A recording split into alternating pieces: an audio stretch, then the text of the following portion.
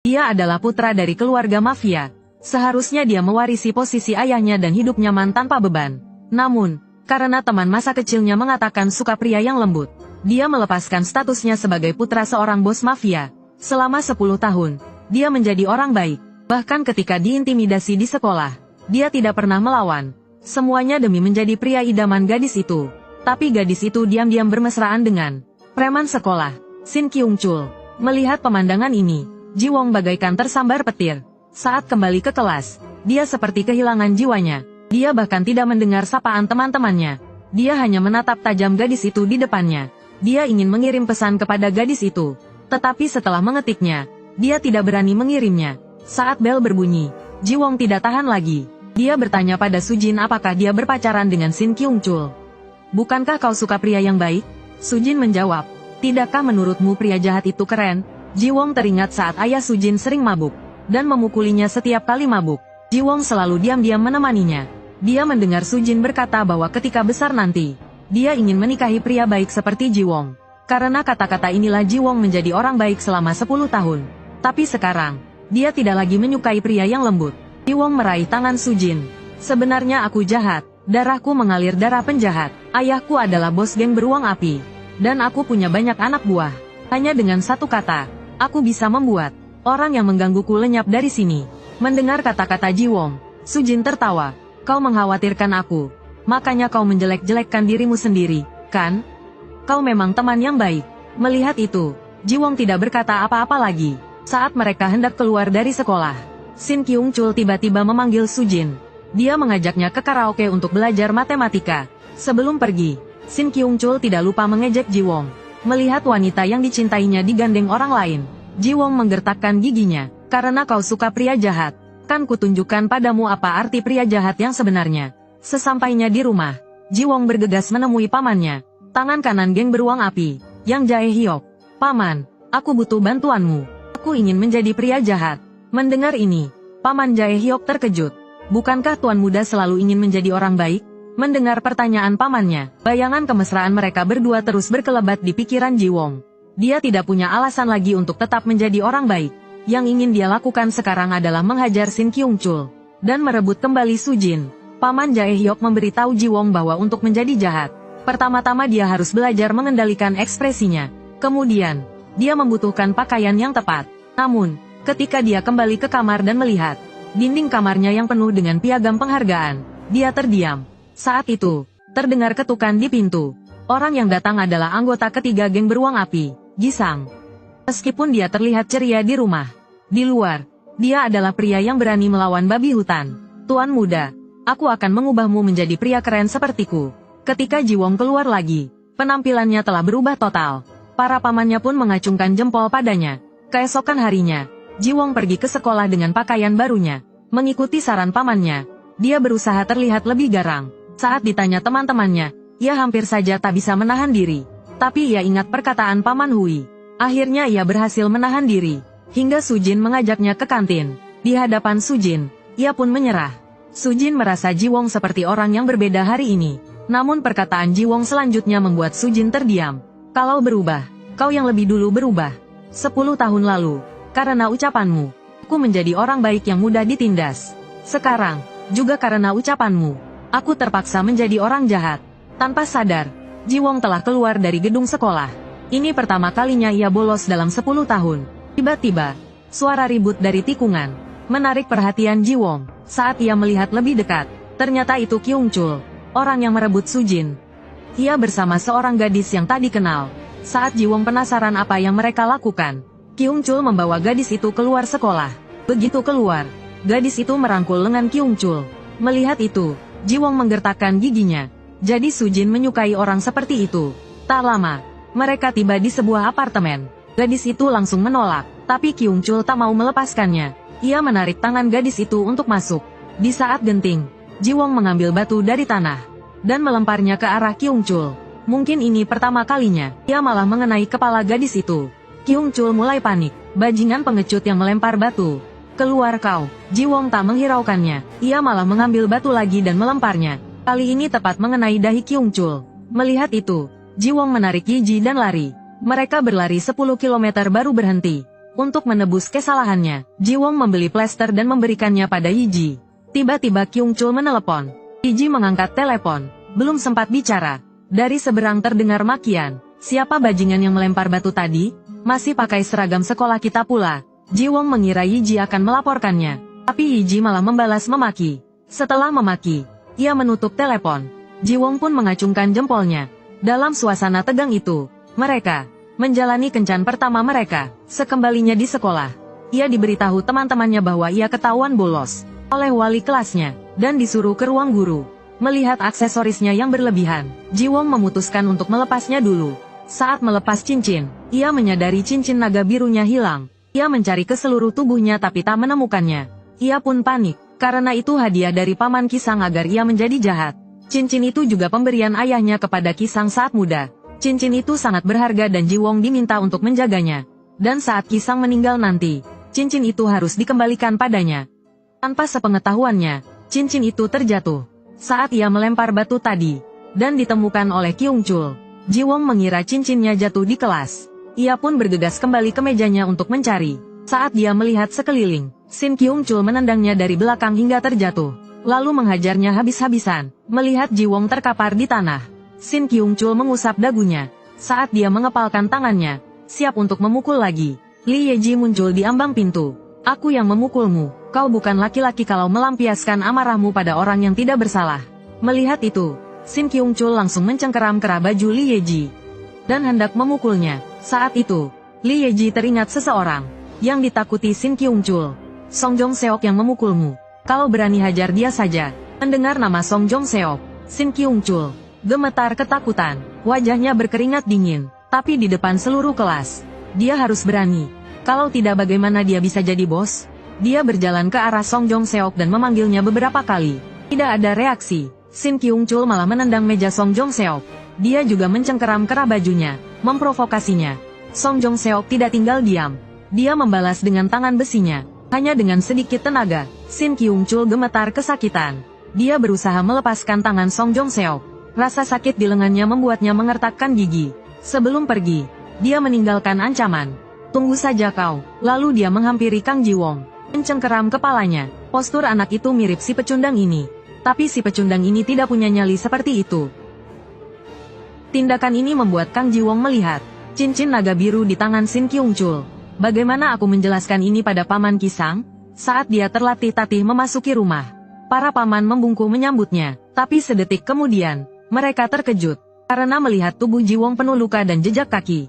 Paman Skar berkata, ini penghinaan terhadap geng beruang api. Ambil senjata, kita serang. Begitu kata-kata itu terucap, para paman langsung bersiap. Keributan itu terdengar oleh Paman Kisang. Saat mendengar Paman Skar mengatakan Ji Wong diintimidasi, urat di kepalanya langsung menonjol. Saat para paman hendak keluar untuk membalaskan dendam Ji Wong, Paman Hui segera menghentikan mereka. Tuan muda adalah calon pemimpin geng kita. Kita tidak boleh ikut campur dalam perkelahian pertamanya. Mendengar itu, mereka semua meletakkan senjata mereka dan membungkuk meminta maaf pada Paman Hui. Lalu, Paman Hui meminta semua orang berkumpul di ruang rapat. Ji Wong tertegun melihat para paman duduk rapi. Dia terdiam. Dia berpikir, aku hanya dipukuli. Tidak perlu sampai seperti ini. Tuan muda, apakah Anda yang memulai perkelahian hari ini? Semua orang menatapnya dengan penuh harap. Mereka kecewa, tapi aku melempar batu ke kepalanya. Mereka kembali bersemangat, tapi Paman Hui tampaknya tidak senang. Tuan muda, preman harus dihadapi dengan tinju, bukan senjata. Anda dipukuli hari ini karena tidak bisa berkelahi. Tapi darah pemimpin geng beruang api mengalir di dalam diri Anda. Dengan sedikit latihan, dia pasti akan menjadi lebih kuat. Prasyarat latihan adalah membiasakan Ji Wong untuk menang. Kata-kata Paman Kosuk selanjutnya membuat Ji Wong tercengang. Tuan muda, untuk memulai latihan, Anda harus memukul seseorang yang lebih lemah dari Anda. Bagi Ji Wong, yang telah bersikap baik selama 10 tahun, ini bukanlah hal yang mudah. Melihat Ji Wong yang malu, Paman Gisang menghiburnya. Tuan muda, Anda harus terbiasa memukul orang yang lebih lemah dari Anda. Kami juga melalui hal yang sama. Saat itu, Paman Kosuk menambahkan, Tuan muda, Gisang benar. Kami percaya pada Anda. Semua orang menyemangatinya. Keesokan harinya, saat Ji Wong bersiap untuk sekolah, tiba-tiba Paman Gisang memanggilnya. Tuan muda, Anda harus memasukkan kemeja ke dalam celana. Setelah merapikan pakaiannya, Ji Wong bergegas keluar. Tanpa diduga, Sesampainya di sekolah, dia dipanggil oleh wali kelas ke ruang guru. Pamannya dijuluki Madong Seok dari negara Ha. Siapapun di tangannya seperti semut kecil. Bekas luka di antara alisnya adalah bukti pertarungannya dengan babi hutan. Siapapun yang memprovokasinya akan disingkirkan oleh tangan besinya. Tapi hari ini Jiwong harus membawanya ke sekolah. Karena wali kelas ingin memanggil ayah Jiwong. Jiwong takut ayahnya akan menggantikan posisi wali kelas. Jadi dia meminta pamannya untuk datang sebagai gantinya. Karena ayahnya adalah pemimpin geng beruang api.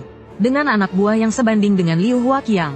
Saat wali kelas melihat paman Gisang, dia hampir pingsan. Dengan gemetar, dia membawanya ke kantornya. Teh Tiewanyin terbaik segera disajikan. Dan mengatakan bahwa Jiwong akhir-akhir ini agak bermasalah di sekolah. Pamannya mendengar dan sangat puas. Membuat wig wali kelas terlepas karena ketakutan. Wali kelas buru-buru mengatakan Jiwong adalah siswa teladan. Tiba-tiba, ekspresi pamannya berubah. Kau bilang Jiwong bukan anak bermasalah? Melihat itu, wali kelas buru-buru mengatakan ada masalah. Dan masalahnya cukup serius. Setelah mendengar itu, pamannya tersenyum puas. Kemudian dia pamit dan pergi. Dalam perjalanan pulang, pamannya tiba-tiba bertanya pada Jiwong apakah dia menjaga cincin naga biru yang dia berikan. Agar pamannya tidak curiga, Jiwong berbohong dan mengatakan cincin itu ada di kamarnya. Tapi yang tidak diketahui Jiwong adalah, kemarin pamannya baru saja berpapasan dengan Shin Kyung-chul, dan langsung melihat cincin naga biru di tangannya. Tapi melihat Shin Kyung-chul dan Jiwong mengenakan seragam sekolah yang sama, dia mengira dia adalah teman Jiwong. Jadi dia tidak mempersulitnya. Sekarang pamannya tahu Shin Kyung-chul bukanlah teman Jiwong, melainkan orang yang menindas Jiwong. Keesokan harinya, pamannya pergi ke sekolah dengan marah. Dia melihat seseorang yang sangat mirip Shin Kyung-chul. Pamannya meraihnya, tetapi ternyata dia salah orang. Tapi dia memikirkan kata-kata paman Kosuk sebelumnya. Tuan muda adalah tulang punggung masa depan kita. Jangan ikut campur dalam urusan kecil.